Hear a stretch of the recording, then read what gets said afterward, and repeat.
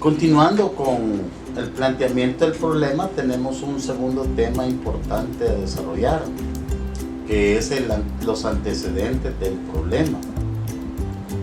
Cuando nosotros hablamos de los antecedentes del problema, para eso hablábamos de la historia que nos sirve para poder plantear completamente el problema. Entonces, los antecedentes del problema es individualizar, identificar las características propias que viene acarreando esa dificultad jurídica. Esos antecedentes del problema pues nos podemos encontrar desde una variable interna del problema como una variable externa del problema. Y en ese sentido, cuando nosotros definimos una variable, hay que ver la incidencia que tiene esta variable que está causando ese problema. Entonces, los antecedentes obviamente nos va a llevar a ver un poco del marco histórico de ese problema.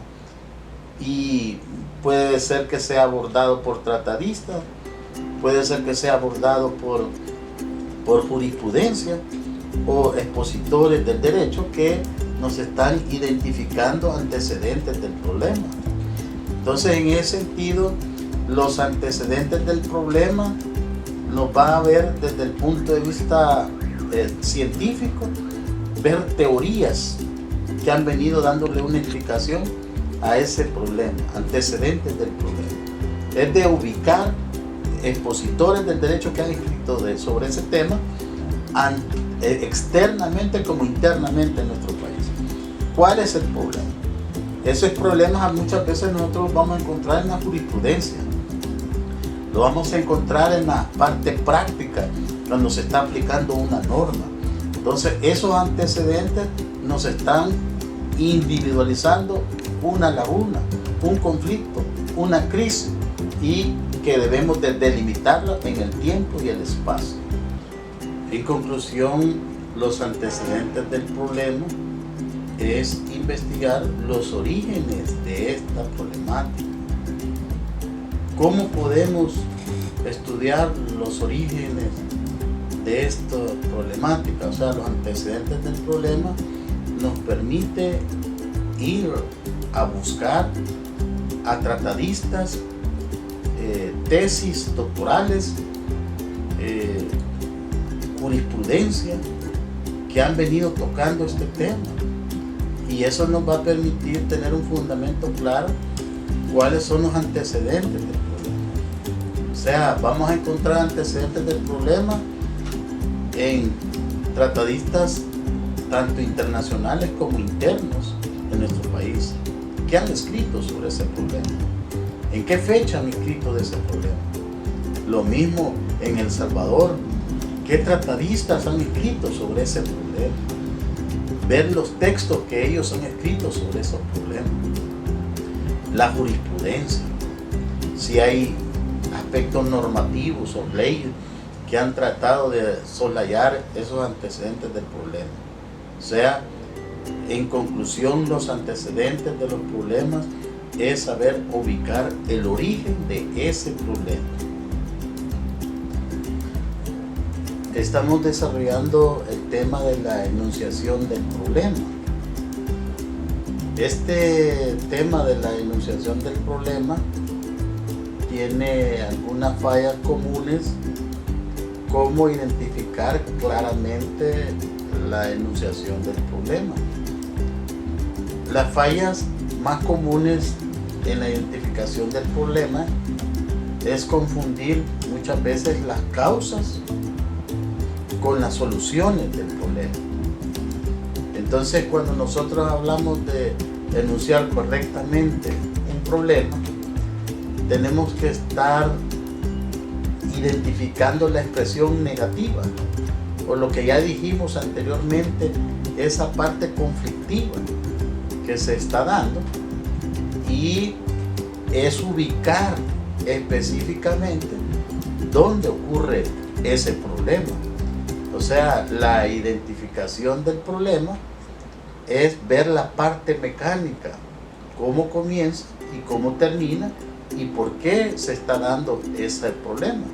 Entonces la situación problemática, ¿verdad? La identificación de los problemas, esto nos puede llevar a ver cómo se da la parte mecánica, cómo ocurre este problema, para luego obviamente poder ir identificando las posibles soluciones a esa problemática. En ese sentido, pues la situación problemática no tiene mayor conflictividad si tenemos claro es cómo se expresa esa condición negativa, cómo se manifiesta esa expresión negativa, cómo tener especificado la ubicación donde ocurre ese problema. Bueno, podemos tener el tema que hemos venido analizando en los procesos sumarios, que en qué momento se puede ofertar una prueba, cómo se debe ofertar la prueba, y vemos 3 criterios bien claros que se dan. Unos que dicen que debe de hacerse una audiencia previa, otros que dicen que debe de resolverse en la audiencia propiamente dicho del proceso sumario, y otro que dice que se puede hacer por escrito. Pero ahí la enunciación del problema está cuál de esos 3 criterios es el correcto. Esa enunciación, ¿dónde ocurre? En los juzgados de paz. ¿Cuándo ocurre? Cuando se va a ofertar prueba en procesos sumarios, ¿verdad? Entonces, es bien importante que cuando hablamos de la enunciación de ese problema, pues debemos tener claro cómo se ha venido expresando esa condición negativa. Debemos de venir identificando, tener especificado la ubicación, dónde ocurre eso. Por ello, pues, es importante saber, tener claro que no debemos de confundir las causas con las soluciones, sino cómo se da ese problema. Es importante en este apartado hablar de la justificación de la investigación. Toda investigación debe tener 4 conceptos importantes. Uno es la pertinencia de esa investigación. 2 es la relevancia de esa investigación. 3 es la acotación de esa investigación. Y 4 es la viabilidad de esa investigación. En la justificación nosotros tenemos que venderle al lector, a la comunidad jurídica, por qué es importante nuestra investigación. Y por eso cuando decimos pertinencia, esto tiene que ver con la conducencia, ¿verdad? La efectividad, ¿verdad? De hacer una investigación, pero que realmente esa pertinencia nos permita proyectar en el contexto que nos desarrollamos una importancia de esa investigación. ¿Qué es pertinente? Cuando decimos pertinencia para los abogados, debe ser contundente, debe ser pertinente, debe ser idónea, debe ser, obviamente, debe tener un aporte importante para poder decir que es pertinente una investigación. Cuando nosotros hablamos de la relevancia, bueno, debe ser relevante para la comunidad jurídica lo que voy a investigar, pues. No me voy a meter a hacer una investigación que no le interese a nadie. Debe ser relevante esa investigación, tanto personal como colectivamente en la sociedad. Cuando hablamos de acotación, bueno, la acotación es importante delimitar claramente el tema que se va a investigar, va a tener un punto de referencia donde comienza, donde termina, para no perdernos en la densidad de la investigación.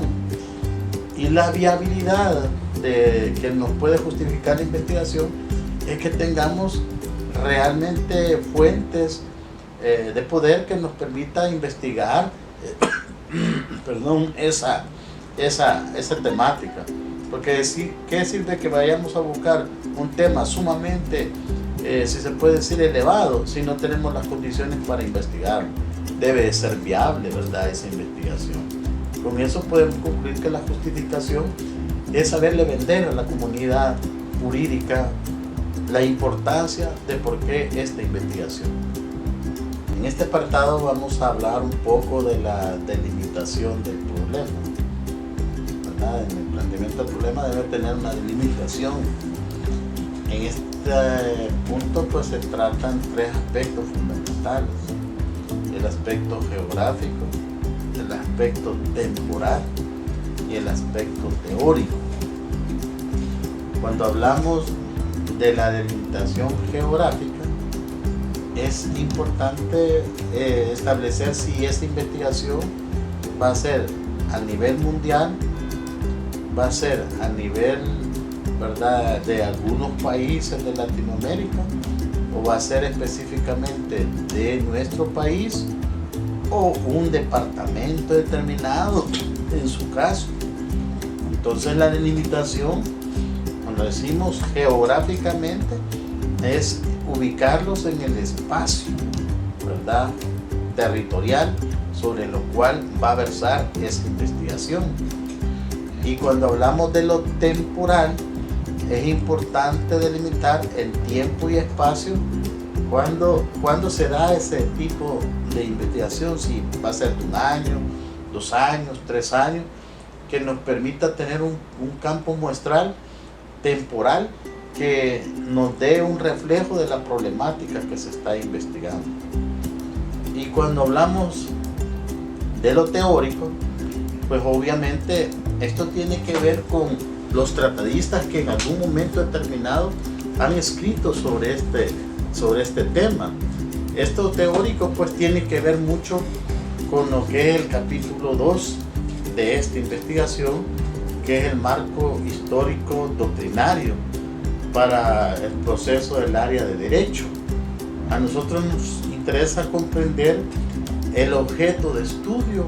Es necesario ubicarlo en el contexto de su origen para dar cuenta de sus transformaciones a través del derecho positivo o el derecho natural, con la finalidad de conocer qué se ha producido sobre el tema, qué se ha investigado, que tenga vinculancia con el problema. La pregunta de investigación, los objetivos propuestos en las hipótesis planteadas. El marco teórico nos dice que son las teorías que tratan de explicar un fenómeno determinado. Las teorías son mecanismos, si se puede decir, imaginarios, que tratan de explicarnos un problema y dar una solución posible a ese problema. Pero eso quiere decir pues que en un momento determinado, con las hipótesis que se plantean, puede ser que varíe esa teoría o cambie. En la historia pues podríamos ver que hay teorías que no han variado y teorías que sí van cambiando. Y esas teorías pues son planteamientos que permiten dar una explicación a un problema o un fenómeno determinado. Aplicado al caso en particular, al tema que ustedes están investigando, eso nos permitirá ver quiénes han planteado teorías en relación a la temática que ustedes están investigando. Vamos a abordar el tema de los objetivos. Todo diseño de investigación tiene que tener objetivos de desarrollo de la investigación. Los objetivos se dividen en dos. Hay objetivos generales y objetivos específicos. Cuando se redacta un objetivo general, tenemos que tener claro que lleva implícito los objetivos específicos. El objetivo general debe presentar la idea central de un trabajo académico, enunciando de forma sucinta y objetiva la finalidad del estudio y la meta alcanzada. Entonces, cuando hablamos del objetivo general, en otras palabras, es sintetizar la hipótesis o problema a investigar, puntualizando la finalidad del estudio y delimitación del tema. Entonces, en el objetivo general vamos a verificar si existe relación entre el aumento y el acceso de determinado tema que nosotros estamos realizando.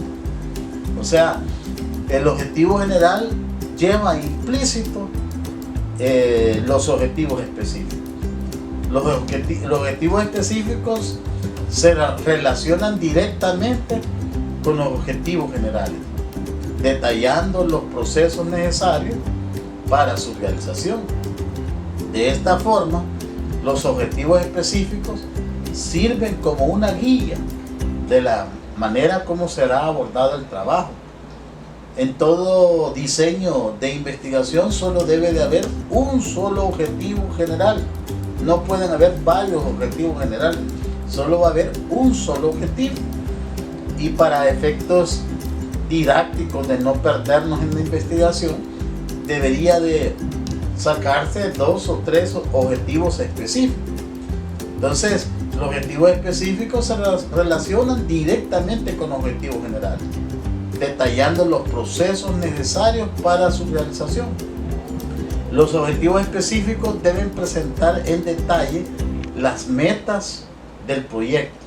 Así se relaciona el objetivo estudiado con sus particularidades y se identifican con los pasos a seguir para cumplir el objetivo general. Por eso es importante hablar de objetivos generales y específicos en una investigación. Por lo tanto, se les sugiere que cuando estén redactando el objetivo general no llevará más de 3 líneas, pero ese objetivo general debe tener implícitamente los elementos que vamos a extraer de los objetivos específicos.